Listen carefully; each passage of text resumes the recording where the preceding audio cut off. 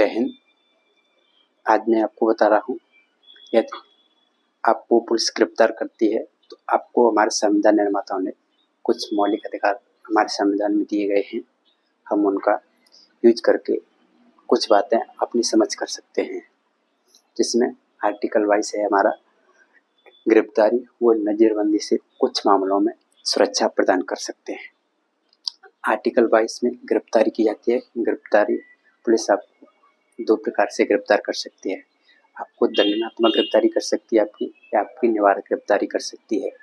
दंडात्मक गिरफ्तारी वह गिरफ्तारी होती है कृत्य के घटित होने के बाद यदि आपको गिरफ्तार किया जाता है तो आपकी दंडात्मक गिरफ्तारी हो जाती है। कृत्य वाद विवाद लड़ाई झगड़ा हो सकता है यहाँ पे।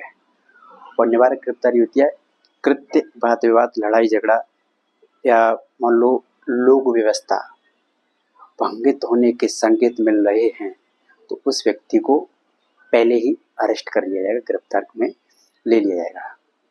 तो इसके आधार पर जैसे अधिकांश ये गिरफ्तारी जाता इलेक्शन के समय देखने को मिलती होगी आप लोगों को। हमें गिरफ्तारी से कुछ सुरक्षा प्रदान की गई है, जिसमें नंबर 1 आर्टिकल 22 से कहता है यदि आपको गिरफ्तार किया गया है पुलिस ने तो आप पूछ सकते हैं मुझे किस विषय के आधार पर गिरफ्तार किया गया है। पुलिस आपको, आपके परिवार को, आपके संबंधियों को या आपके पड़ोसियों किसी न किसी को इसके बारे में ज़रूर अवगत कराएगी कि आपको किसके आधार पर गिरफ्तार किया जा रहा है। दूसरा, समय व तिथि।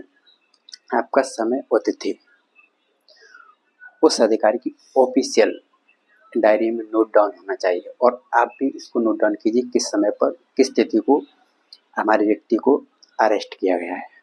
दूसरा, गिरफ्तारी से व्यक्ति को कानूनी सलाह ले सकता है। इसके लिए पुलिस बाध्यकारी नहीं करेगी, वो अपना वकील कर सकता है, वकील एडवोकेट कर सकता है।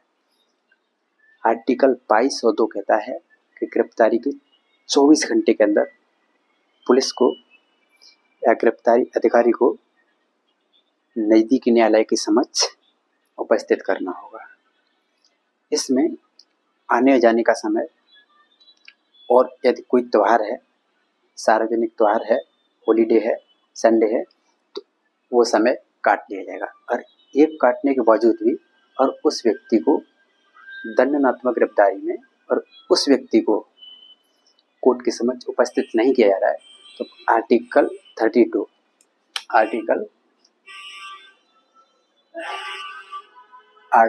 32 के माध्यम से आप सुप्रीम कोर्ट का दरवाजा खटखटा सकते हैं, सुप्रीम कोर्ट में अपनी याचिका दायर कर सकते हैं। अगले आता आर्टिकल 22(3). आर्टिकल 22(3) में कहा गया है कि यदि कोई विदेशी शत्रु है तो उसके लिए आर्टिकल 22(1) और 22(2) में की गई कोई बात बाध्यकारी नहीं होगी, क्योंकि वो हमारी गोपनीयता को उजागर करना चाहता है। आर्टिकल 22(4) कहता है निवारक गिरफ्तारी में, आर्टिकल 22 कहता है अगर किसी व्यक्ति को निवारक गिरफ्तारी की गई है तो वो 3 माह से की अधिकांश होती है, उससे बढ़ाने के लिए संसद एक विधि पारित करेगी। उस विधि में रिटायर्ड जज, पदस्थ जज या जज की योग्यता रखने वाले व्यक्ति को उसमें बैठाया जाएगा, एक बोर्ड बनाया जाएगा। तो ये अधिकार हमें दिए गए हैं। मेरा मानना है कि यदि आपको कभी पुलिस गिरफ्तार करे तो आप इन अधिकारों का जरूर पालन करें। जय हिंद, मिलते हैं अगली क्लास में।